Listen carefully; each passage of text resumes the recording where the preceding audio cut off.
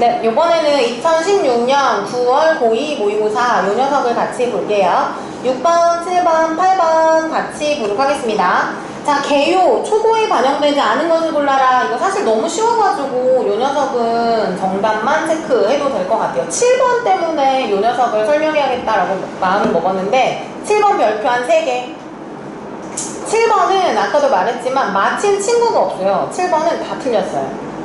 그리고 지금 여기 배점을 보면 알겠지만 3점짜리 문제고 요거 되게 헷갈리나봐. 그래서 요거 같이 일단 보기로 하고 8번 같은 경우 6번, 8번은 그냥 무난하고 그냥 뭐 지문 알고 풀면 되는 문제죠.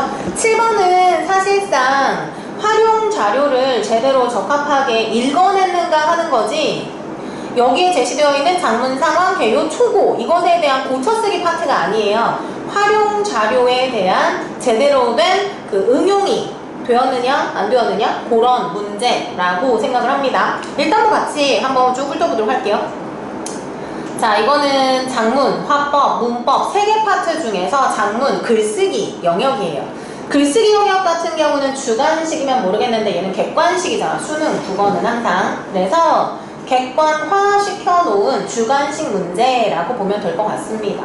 이게 만약에 글쓰기 파트가 있다면 실제로 장문해라, 글 써라 이런 영역 문제가 출제가 되겠죠. 자, 같이 보면 폐 전자제품에서 뭐 노트북 같은 거 고장났을 때 이런 거 얘기하는 거고 금속을 추출하는 도시광산이 운영에 어려움을 겪고 있다는 신문 기사를 읽고 글을 써보자.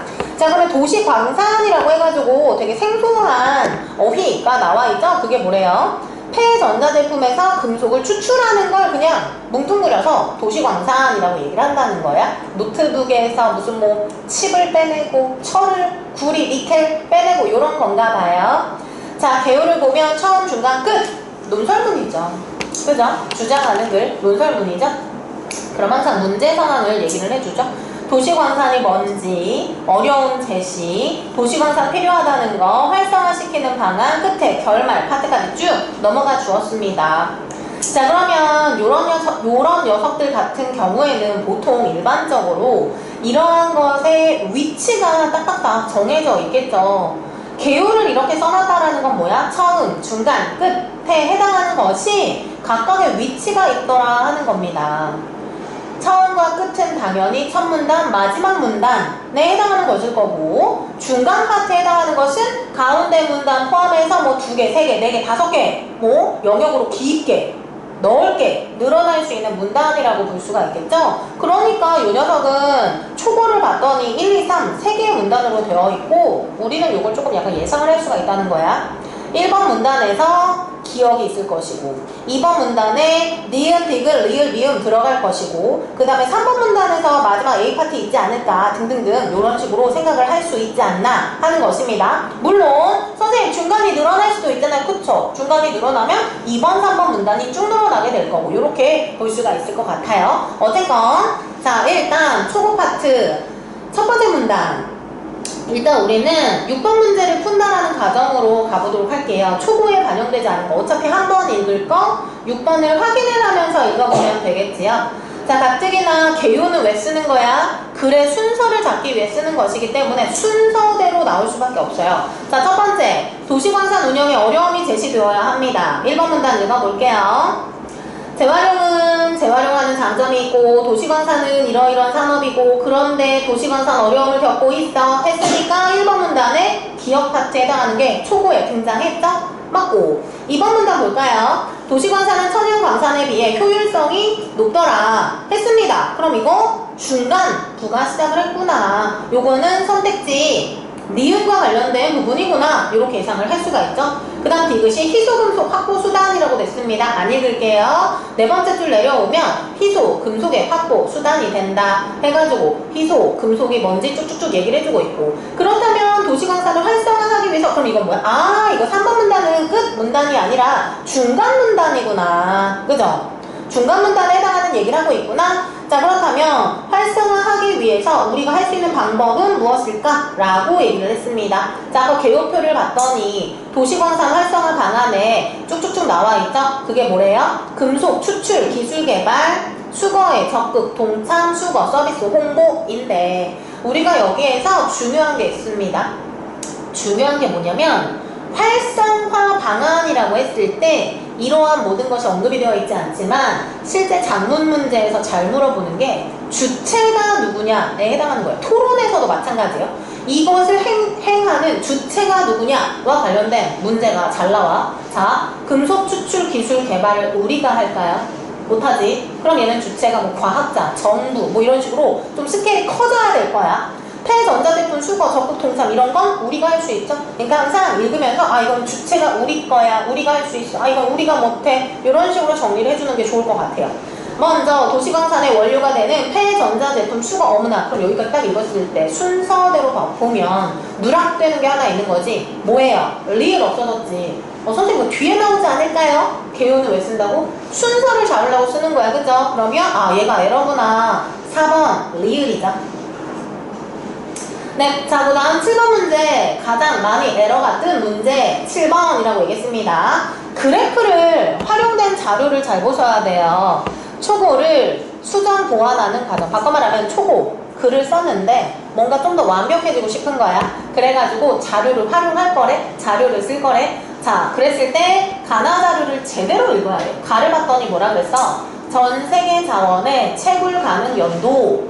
그래서 세로축은 자원의 양이고, 그지? 가로축은 시간입니다. 연도입니다. 바꿔 말하면 시간이 가면 갈수록 자원의 양이 현저하게 떨어지는구나. 즉 고갈되어 가는구나 라고 하는 것이야. 그쵸? 그래서 몰리브덴, 니켈은 요즘에 고갈되는구나, 없다고, 땅 파도 없다고, 그런 얘기를 다 해서 하고 있어요. 자, 나를 볼까요? 연간 발생하는 폐전자 제품 정보라고 했습니다. 휴대전화, 액정 모니터, PC 했어요? 희소, 금속, 함유량 요런 건 있잖아 얘들아. 1등만 보시면 돼요. 1등. 희소, 금속 가장 많이 가지고 있는 것은 액정 모니터, 컴퓨터 모니터가 제일 많대. 폐전자 제품 발생량은 비슷 하지 않네요. 휴대전화가 가장 많이 버려진다라는 뜻입니다. 그죠? 그 다음 희소금속의 가치는 월등하게도 액정 모니터. 그러니까 뭐야? 아 모니터가 제일 그 뭐라 그럴까 쓸모가 많겠구나. 요 정도 1등만 건지시면 돼요. 1등만 이렇게 딱 읽으면서 아 1등 1위 얘구나 뭐 요 정도만 읽으시면 되겠어요. 자 그럼 같이 볼게요. 1번 가. 자 가그래프를 보고서 채굴 가능한 자원이 고갈되고 있는 상황을 첫째 단락에 추가하여 뭐 여기까지는 뭐 무난할 것 같아. 그지? 왜냐면 도시광산 운영 이것도 이상하다 야. 이것도 적합하진 않네요. 도시광산 운영의 어려움을 구체적으로 드러낸다 라고 얘기를 했습니다. 자 지금 이게 틀린 이유가 뭐냐면 얘는 채굴 가능한 거잖아요. 근데 도시광산은 채굴하고 상관없지. 얘는 뭐라고 볼 수 있어? 천연광산에 해당하는 얘기를 하는 거죠. 그러니까 1번 틀렸죠. 도시광산은 실제 광산, 채굴하고 이런 게 아니라 폐전자제품에서 수거하는 거니까 1번에 에러. 2번 볼까요? 몰리브덴, 니켈 고갈 시기를 둘째 단락에 추가하여 도시광산에서 추출하는 희소금속의 종류를 늘려야 해. 뭔 소리야? 지금 도시광산에서 추출되는 희소금속이 있기 때문에 재활용하자라는 거지. 추출하는 희소금속의 종류를 늘려서 더 많이 뽑고 하는 거 상관없죠. 노트북에 사용하는 희소금속은 종류가 한정되어 있기 때문에 뭐 뒤에 가서 늘리는 거는 뭐 쓸데없는 얘기를 하고 있는 것이고. 3번 볼까요? 폐전자제품에 함유된 희소금속의 경제적인 가치를 둘째 단락에 추가하여 도시광산에 필요성을 부각시키면 좋을 것 같다. 정답 3번이겠죠. 금액 구체적으로 넣어주면 좋겠지. 4번 휴대전화의 희소금속 함유량이 가장 적다는 것을 셋째 단락에 추가해서 휴대전화의 발생량을 늘려 그냥 아껴 쓰라고 뭘 발생시켜. 그죠? 에러.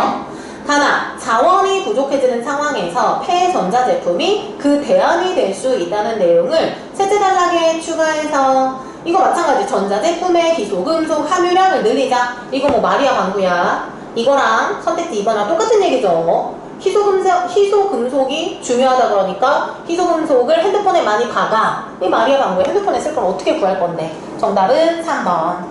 자, 8번 A에 따라 작성한 내용을 골라보자. 결론 파트네요. 정답 무난하게 3번이라는 거 알 수 있을 것입니다. 그래서 정답은 4, 3, 3. 네, 자 이번에는 2016년 9월 고2 모의고사 문법을 같이 보도록 할게요. 11번, 12번 문법 문제. 자, 일단 표준 발음법을 참고하여 했습니다. 둘 다 연음 현상과 관련된 것인데 조건이 중요하죠. 자, 13항의 조건 밑줄 칠게요. 꽃받침, 쌍받침. 14항의 조건 밑줄 칠게요. 겹받침. 됐습니다. 자, 그러면 틀린 것을 골라라. 얘네가 어떤 받침인지만 아시면 돼요. 까까의 깍 무슨 받침이에요? 얘는 쌍받침. 을퍼의 을 겹받침. 여덟 겹받침. 덮이다의 덮 꽃받침. 부엌이 꽃받침. 됐죠? 정답만 볼까요? 1번이죠. 자, 까까는 쌍받침이야. 그럼 어떻게 하는데? 자기의 음가, 음가는 소리값이란 뜻이에요. 자기 소리값대로 뒤 음절 첫 소리로 옮겨서 발음해. 그럼 어떻게 발음하는 거야? 까까가 아니라 까까. 우리 까까 먹자 할 때 까까. 정답 1번 에러 떴지요. 자, 12번 보도록 하겠습니다. 관형사, 대명사, 부사 중에는 이, 그, 여기, 이리, 그리 등과 같이 지시성을 지닌 단어가 있고요. 이들은 지시성이라는 공통점 때문에 구별이 쉽지 않다. 그래서 이 녀석은 위에다가 전문적인 개념어 하나 써보도록 할게요. 품사의 통용이라고 얘기를 합니다. 관형사, 대명사, 부사는요, 단어의 뜻만으로 품사를 구분을 할 수가 없어요. 예를 들어서 하늘, 단어의 뜻만 가지고 명사라는 걸 구분할 수가 있거든. 근데 이 혹은 뭐 여기라는 단어는요, 단어의 뜻만 가지고 관형사인지 대명사인지 부사인지 알 수 없대요. 이유는 각각의 품사 역할을 다하기 때문에 그렇다 하는 것입니다. 자, 그러면 이 녀석들을 구분하는 방법 꿀팁을 주도록 할게요. 빈 공간에 몇 가지 핵심 사항만 적어보도록 하겠습니다. 뭐라고 쓰냐면 체언 뒤에는 조사가 붙을 수 있다. 쓰세요. 체언 뒤에는 조사가 붙을 수 있어요. 즉, 조사는 체언에만 붙어요. 그럼 체언이 뭐냐? 명사, 대명사, 수사를 체언이라고 얘기를 하죠. 자, 그 다음에 또 꿀팁. 관형어 뒤에는 의존명사가 온다. 관형어 뒤에는 의존명사가 온다. 관형어 뒤에는 의존명사가 온다. 관형어 뒤에는 의존명사가 온다. 네, 마지막 의존명사는 띄어 쓴다. 마지막 의존명사는 띄어 쓴다. 의존명사는 띄어 쓴다. 자, 그러면 이제 같이 가보도록 할게요. A, 이 사과는 맛있게 생겼다. 이 띄고 사과. 이라는 말이 뒤에 나온 사과를 꾸며주고 있죠. 명사를 꾸며주는 것을 관형사라고 얘기를 합니다. 그래서 A는 관형사. 그 책 좀 나에게 빌려줄 수 있어? 그 책, 그가 책을 꾸며주고 있죠. 그러니까 얘도 뭐예요? 관형사. 3번 C, 여기 뒤에 가라는 조사가 붙었지요. 자, 조사는 어디에 붙는다? 체언에. 체언색에 뭐 있다? 명사, 대명사, 수사. 그럼 얘는 여기는 대명사가 되는 거겠죠. D를 볼까요? 이리 가까이 오게, 이리 오게. 이리가 오게라는 서술어를 꾸며주고 있죠. 용안을 꾸며주면 부사. 그래서 D는 부사. 마찬가지 글이 보내겠습니다. 서술어 꾸며줬죠? 부사. 정답은 2번이에요. 네, 이번에도 2016년 9월 고2 모의고사 16번 문법을 또 같이 보도록 할게요. 자, 중세국어의 특징 틀린 것을 골라라 라고 얘기를 했습니다. 자, 고랬을 때 문법을 공부하는 방법은 중세국어에 해당하는 현대국어를 가지고 문제를 푸는 거예요. 그래서 각각 밑줄 쳐 있는 고전 어휘에 해당하는 현대어 버전에 똑같이 밑줄을 치셔야 해요. 자, 10초 줍니다. 똑같이 밑줄 쳐보세요.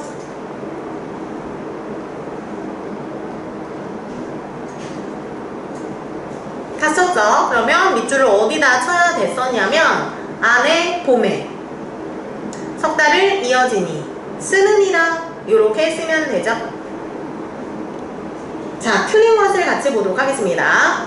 자단 안에 기억을 봤더니 시옷이 들어가 있다. 그렇다면 시옷은 현대국어 의에 해당하는 단어야. 맞죠? 시옷은 의. 그걸 관형격 조사라고 하지. 맞아요. 동그라미.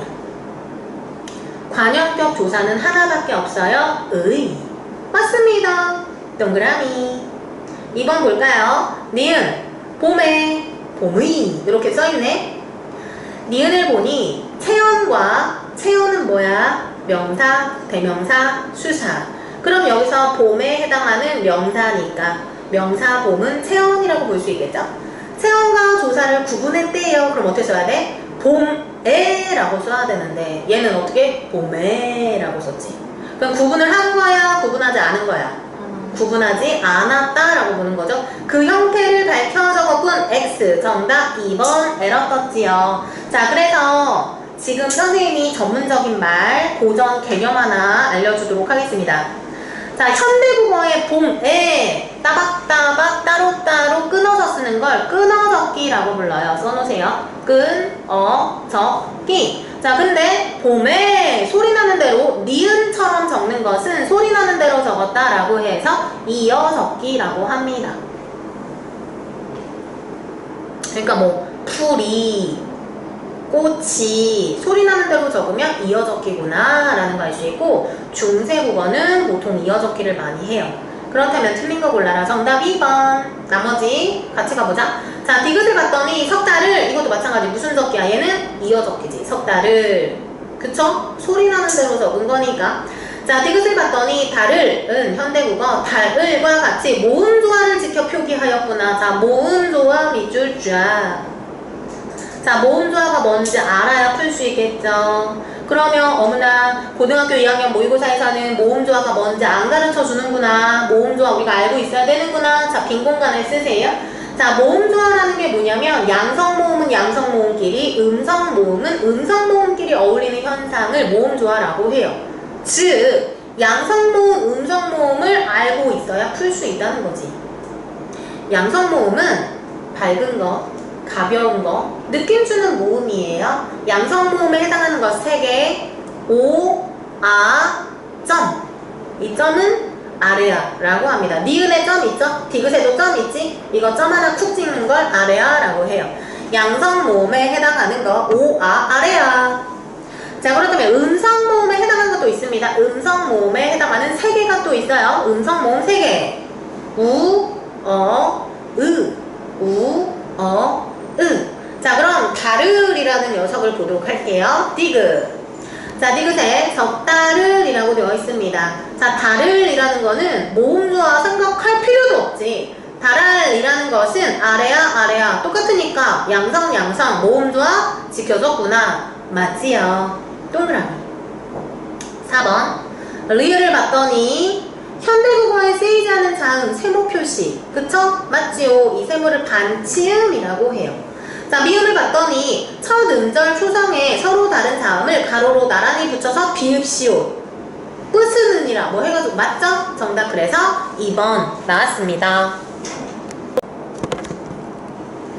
2016년 9월 고2모의고사 20번, 22번 요 녀석은 예술 파트에 해당하는 문제입니다. 윗글을 읽고 알 수 있는 내용으로 적절한 것을 골라. 이게 사실은 되게 애매한 문제예요. 왜냐면 맞는 게 5개 중에 하나라는 뜻이거든. 가장 좋은 문제가 윗글을 읽고 일치하지 않은 것을 골라라 라든지 윗글을 읽고 알 수 없는 것은 무엇인가 하는 식으로 오답이 하나이고 나머지가 정답인 케이스가 제일 좋은데, 얘는 나머지가 다 틀리고 하나만 정답이다 라고 하니까 좋은 문제는 아니지만 그래도 기본적으로 선지를 먼저 읽어야만 합니다. 자, 선지를 한번 머릿속에 쭉 넣을 거예요. 중세 회화에 등장하는 아이들은 특유의 신체적인 특징이 충실하게 반영되어 있더라. 중세 시대부터 아이들이 그린 그림은 서구 회화에서 꾸준히 관심을 받았지. 르네상스 시기 화가들은 외형을 사실적으로 묘사하는 데 큰 관심을 가졌지. 사진의 등장으로 당시 화가들은 실물을 닮게 그리는 기술을 완성했어. 현대 화가는 재현 기술의 발전을 위해 사회화를 겪지 않은 아이들이 그린 그림에 주목했어. 했습니다. 그러면 여기까지 딱 읽었을 때 느낌이 와요. 이 선지를 읽는 이유는 OX라고도 볼 수는 있지만 OX를 체크하기 위한 거라고 볼 수 있지만 나는 항상 선지에서 대가리에 주목을 합니다. 여러분도 선지를 읽으면서 그냥 읽는 것이 아니라 예상을 한번 해보세요.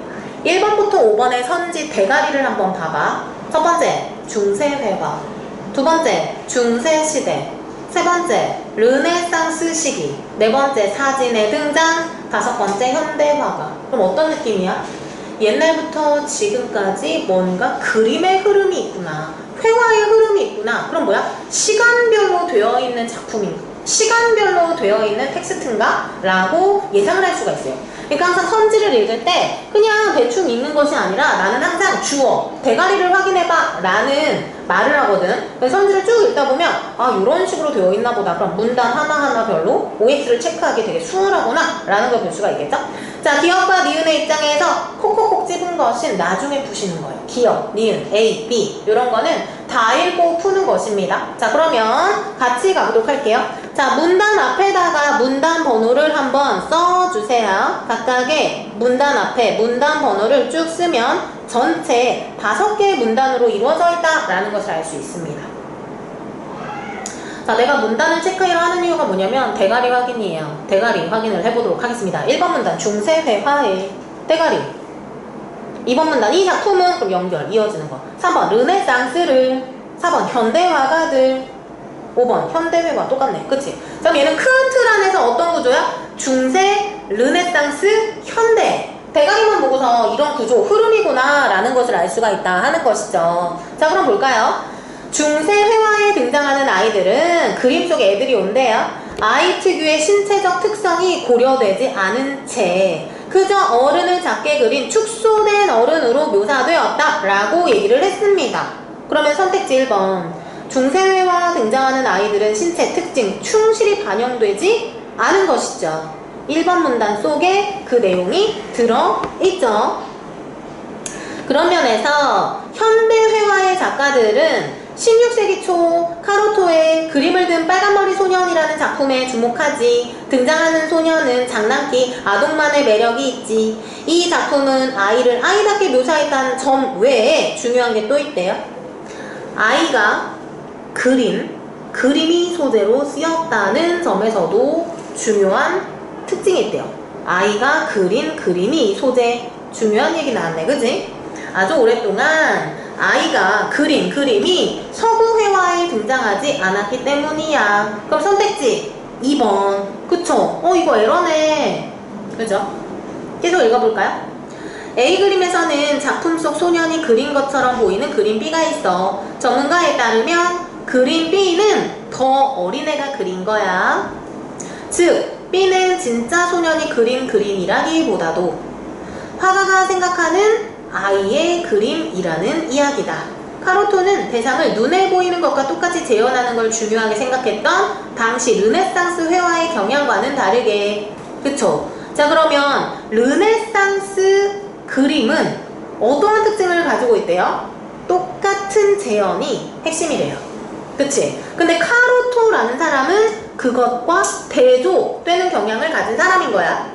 상상한 걸 꾸밈없이 순수하게 드러내는 아이들의 표현 방식을 따랐던 것. 자, 그러면 르네상스 회화는 똑같이 재현. 그럼 카로토는 뭐야? 상상, 꾸밈없이, 순수, 요러한 것을 회화적인 기법으로 사용한 사람. 그 이유는 카로토가 르네상스 이래로 내려오는 사실적 재현이 유일한 가치가 아님을 인식했기 때문.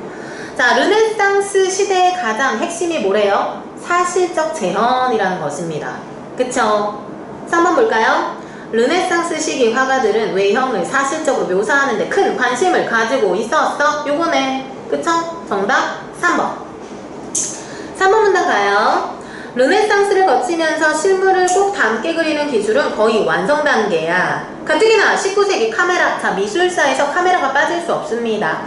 특히 예술 파트를 공부하는 친구들은 비문학 독서 예술 영역에서 그림이 나올 때마다 카메라, 사진 기술의 발명이 되게 많이 언급이 된다라는 걸 알 수가 있어요. 왜냐면 카메라가 발견이 됨으로써 경향이 확 바뀌었거든. 카메라가 발견이 되면서 도처에서 사물을 꼭 빼닮은 이미지를 볼 수 있어. 카메라 똑같은데, 그지? 그렇기 때문에 당시 화가들은 위기감을 느낍니다. 왜? 그전에는 누가 똑같이 그리냐 하는 게 능력이었거든. 근데 지금은 카메라가 그걸 대체하니까 똑같이 그리는 게 능력이 아니에요. 위기감이란 말이야. 그래서 새로운 출발로 선택한 방법은 근원으로 돌아가자. 그리하여 몇몇의 화가들은 사회화를 겪지 않은 아동을 상상력과 잠재력의 근원으로 보았어. 유년기의 화풍으로 돌아가기로 했던 거. 누가요? 현대 화가들이요. 자, 그러면 글의 흐름은 중세, 르네상스, 현대 이렇게 된다는 것을 알 수가 있습니다. 근데 현대 화가들의 그림은 난 제일 싫어. 어쨌건 현대 미술은 너무 별로야. 어려워. 갑니다. 현대 화가들이 이처럼 유년기 화풍으로 돌아가려 했던 것은 사실적인 묘사 능력이 부족해서가 아니다. 우리 그 만화가 조석이라는 만화가가 그림을 되게 유치하게 그리잖아요. 못 그려서 그런 게 아니라 능력이 없어서 그렇게 그리는 게 아니라 일부러 그렇게 그리는 거래. 조석이 실제로 다른 만화에서는 되게 전혀 새로운 화풍으로 되게 잘 그리는데 그 얘기하는 거예요. 미술사를 사실적 재현기술의 발전 과정으로 보는 사람들에게는 이러한 유년기 화풍이 미숙함의 산물일 수 있습니다. 그저 똑같이 그리는 게 그림을 잘 그리는 거야 라고 생각하는 사람들이 볼 때는 이렇게 어린아이의 화풍은 아유 못 그려, 아유 발로 그리네, 나도 그리겠다 이렇게 표현한다고요. 하지만 미술사를 움직이는 것은 능력이 아니라 의지라고 말한 미술사학자 알로이스 리글처럼 미술사를 상이 서로 다른 표현 의지들이 교차하는 장으로 보는 사람들, 그럼 뭐예요? 기억과 니은은 대조적인 관계의 어휘라는 것을 알 수가 있습니다. A에 해당하는 사람과 아니구나 기억에 해당하는 사람, 니은에 해당하는 사람 극과 극이에요. 그죠? 그럼 글쓴이는 기억과 니은 중에 누가 플러스라고 생각을 하는 거야? 니은에 해당하는 사람을 플러스라고 보는 것이에요. 그죠? 그래서 기억은 올드한 거야. 니은에 해당하는 사람들이 현대화가 조금 새로운 사고방식 가진 사람들 플러스인 것이에요. 그래서 유년기 화풍이 어른의 것과는 완전히 다른 예술의지라는 단어도 여기서는 플러스로 사용이 된 것이죠. 5번 문단. 현대회화는 그래서 외부의 재현이라는 게 뭐예요? 똑같이 그리는 거. 그래서 더 이상 안에 카메라가 있으니까 내면의 표현으로 바뀐 것과 관련이 있다. 그럼 내면의 표현이라는 단어가 여기서는 플러스로 쓰이게 된 것이죠. 원근법처럼 대상을 보이는 대로 재현 마이너스 올드해. 그렇다면 어떻게 그려? 느끼는 대로 순수한 솔직한 그것은 창조적인 역행이야. 되화가 아니라. 됐지요? 자, 그렇다면 21번 보기가 뭐예요? 애기처럼 그림을 그렸네. 그치? 그럼 애기처럼 그림을 그렸으니까 기억이야? 니은이야? 니은의 입장인 거예요. 자, 기억처럼 보는 올드한 사람들은 미숙해? 욕한다고. 맞지요? 2번 기억은 보기의 작품을 보이는 대로 재현하는 기법을 강조한 것이다 라고 볼 것이래요. 자, 지금 여기에서 이 사람이 그림을 아버지와 도롱뇽을 건지러 개울가에 갔다 라고 표현을 했습니다. 자, 그렇다면 여기에서 기억은 보이는 대로 재현하는 기법을 강조했어. 플러스야 마이너스야? 이것은 기억이 해당하는 애들이 좋아하는 표현 기법이지. 그지? 기억에 해당하는 애들은 똑같이 그리는 걸 좋아하는 거지. 근데 지금 여기 보기의 그림은 똑같이 그린 거야? 아니잖아. 그러면 기억의 애들은 보이는 대로 재현하는 기법이야. 완벽해. 너무나도 똑같이 그렸어. 하면서 얘를 극찬하겠어요? 아니지요. 정답 2번. 3번 니은은 보기의 작품을 유년기 화풍 하자에 대면 맞고, 니은은 느끼는 대로 표현 의지 맞고, 니은은 재현 능력보다는 순수 솔직 맞지요. 정답은 2번. 네, 그 다음 22번 A와 문맥적 의미가 가장 유사한 것을 골라라 했습니다. 근원으로 돌아가는 것 했습니다. 근원으로 돌아가는 것. 자, 이런 거 푸는 방법 알려주도록 할게요. 자, 일단은 이것이 해당하는 문장을 한번 봐보도록 하세요. 자, 지금 이것 A가 해당하는 문장이 뭐냐면 새로운 출발로 선택한 방식이 근원으로 돌아가는 것이었다 하는 문장이야. 자, 그랬을 때 모두 다 버리고 최소한의 단어들만 남겨서 문장을 한번 만들어 보세요. 최소한의 문장, 쓸데없는 거 다 버려. 새로운 출발로 선택한 방식이 없어되지. 근원으로 돌아가자 이거겠죠. 그죠? 이 문장은 근원으로 돌아가다 라는 문장이 될 것이에요. 자, 그랬을 때 꿀팁, 물론 단어의 뜻을 다 알고 있으면 좋지만 그렇지 않을 때 어떻게 푸는 것이냐. 일단은 돌아가다 라는 말을 물리적으로 해석한 거 버리시면 됩니다. 물리적이라는 게 뭐예요? 돌아가자, 물리적, 실제로 돌아서 고고싱 하는 겁니다. 그거 버리시면 돼요. 자, 그렇다면 여기에서 빙글빙글 돌아간다는 정말 말 그대로 물리적으로 빙글빙글 돌고 있는 상태를 얘기하는 거죠? 그럼 얘는 어떻게? 에러 떴으니까 버리는 거야. 그쵸? 자, 그 다음에 돌아가자 라는 게 실제 눈에 보이는 현상인지 추상적인 현상인지로 고르시는 거예요. 자, 그럼 근원으로 돌아가자는 추상적인 거지. 그러면 사전적인 혹은 눈에 보이는 개념으로 들어가는 건 다 버리는 거예요. 그쵸? 근데 지금 여기서는 물레방아 돌아간다 라는 걸 버렸으니까 겹치네. 그지요? 자, 그렇다면 이제 마지막 비슷한 문장 성분, 어휘가 있는 것으로 찾으시면 됩니다. 문장 성분 뭐예요? 부사어, 근원으로 돌아가자에 해당하는 거지. 그러면 이 부사어와 비슷한 의미의 혹은 동일한 구조의 문장을 찾는다면 5번이죠. 원점으로 돌아가자. 이렇게 찾아서 정답은 5번. 그래서 어휘 문제는 항상 추상적이냐 구체적이냐로 반대짝 버리시고 사전적이냐 함축적이냐 하는 식으로 버리시고 눈에 실제로 보이는 단순한 거냐 그렇지 않은 거냐로 버리시고 남은 것 중에서 비슷한 문장 구조 성분 되풀이되는 거 고르시면 거의 대부분 비슷한 사례 용례로 쓰인 케이스예요. 네, 그래서 정답은 5번입니다. 네, 2016년 9월 고이모의고사 27, 28, 29 지문을 같이 보도록 할게요. 자, 봤더니 윗글의 내용을 보기와 같이 정리하였다 해서 기준이 쭉쭉 나오고 있습니다. 넓이, 두께, 반원의 호, 길이의 합 이렇게 나와 있고 28번 윗글을 참고해서 보기를 이해했다 라고 했지요. 그 다음에 기억에 대한 대답. 그 이유는 무엇일까? 수없이 적을 수 없다. 그 이유가 뭘까? 이렇게 되어 있죠. 자, 그래서 문단 번호를 체크하시면 전체 4개 문단으로 이루어져 있다라는 것을 알 수가 있어요. 자, 1번 계속 종이를 접으면 몇 번 접을까? 수없이 접을 수 있을 것 같지만 불가능. 왜일까? 했습니다. 2번 문단 종이를 접는 횟수에 따라 넓이, 두께, 관계 변한다. 한 방향으로 접을 경우 한 번, 두 번, 세 번 접어나가면 종이의 넓이는 반으로 줄어든대요. 계속 접을수록 넓이는 반비례 관계 줄어요. 두께는 비례 관계 늘어요. 그죠? 계속 접으면 넓이는 줄고 두께는 늘고. 자, 두께는 각각 2겹, 4겹, 8겹으로 늘어난대요. 그쵸? 처음에 한 번 접으면 2겹, 한 번 더 접으면 4겹, 한 번 더 접으면 8겹. 그래서 대빵 두꺼워진다. 이제 그딴 얘기를 하고 있는 것이고, 그 다음 중요한 공식적인 거 하나 나왔죠? 종이의 두께는 종이 길이 초과할 수 없다. 이게 하나의 팩트, 하나의 그냥 고정된 사실. 두께는 길이보다 작아야 된다 라는 거죠. 그래서 무한히 접을 수 없는 것이 되는 것입니다. 그죠? 자, 3번 문단 종이를 접는 횟수에 따라서 길이, 종이, 접힌 모서리 부분의 호길이 어떻게 변하나. 호길이 기준 여기 나왔어요. 자, 그럼 27번 보자. 넓이는 어떻게 된다 그랬어?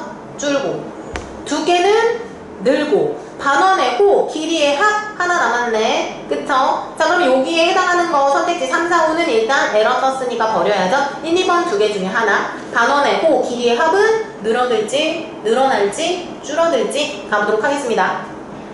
A처럼 종이의 두께가 T, 길이가 L인 종이를 한 번 접으면 B처럼 접힌 모서리, 반원이 생겨. 그래서 이 반원의 반지름 길이가 T면 반원의 호 길이는 파이T 맞나요? 써놔야지. 이 녀석을 파이로 읽는 거 수학을 졸업한 지 너무 오래돼서 여러분은 역시 지금 현직이군요. 어쨌건 결국 두께가 T인 종이를 한 번 접기 위해서는 종이의 길이가 최소 파이T보다 길어야 한다. 그쵸? 그럼 B는 뭐야? 한 번 접은 거. C는 뭐야? 한 번 더 접은 거 하는 거죠. 4번 갑니다. 그런데 종이를 2번 접는 경우 그게 C야. 그치? 그러면 반원이 3개가 나타나. 모서리에 생기는 반원의 호 길이를 모두 합하면 가장 큰 반원의 호 길이인 2파이T, 그 반원 속에 작은 반원의 호 길이인 파이T, 그리고 처음 접힌 반원의 호 길이인 파이T. 그쵸? 첫 번째 길이 파이T, B에서 파이T, C에서 2파이T, 그 다음 파이T, 이런 식으로 합쳐서 4파이T가 된다 했습니다. 그죠? 그러므로 종이를 한 방향으로 2번 접으려면 최소한 길이는 4파이T보다 길어야 돼. 종이를 한 번 더 접었는데 반원의 호 길이 합은 이전보다 헛배 커지죠. 그지요? 뭐 이게 뻔한 얘기 하고 있고. 자, 그래서 27번 이 녀석은 어떻게 된대요? 모서리에 생기는 반원의 호 길이의 합은 커진다 라고 얘기를 했으니까 정답은 2번이 되는 것이고, 2번. 그지요? 그래서 이것은 밑에서 5번째 줄에 나와 있지요. 네. 자, 그 다음에 28번 이해한 것으로 가장 적절한 것을 골라라. 자, 이번에는 3번을 적었대요. 3번을 적었을 때 나타난 모습을 확대한 단면이야 라고 얘기를 했습니다. 자, 그랬을 때 정답은 5번이죠. 접힌 모서리에 생기는 가장 큰 반원의 호 길이가 얼마야? 4파이T. 종이를 2번 접었을 때 모서리에 생기는 반원의 호 길이의 합이 얼마라고 얘기했지? 밑에, 아니야, 4번 문단의 5번째 줄 합은 4파이T. 어때요? 똑같죠? 정답 5번 가는 것이고, 29 기형에 대한 답. 실제로는 계속 접을 수 없다. 이유는 뭐예요? 결국 길이가 한정되어 있어서 능가할 수 없기 때문에 라는 말 들어가면 되겠죠? 정답 2번입니다. 네.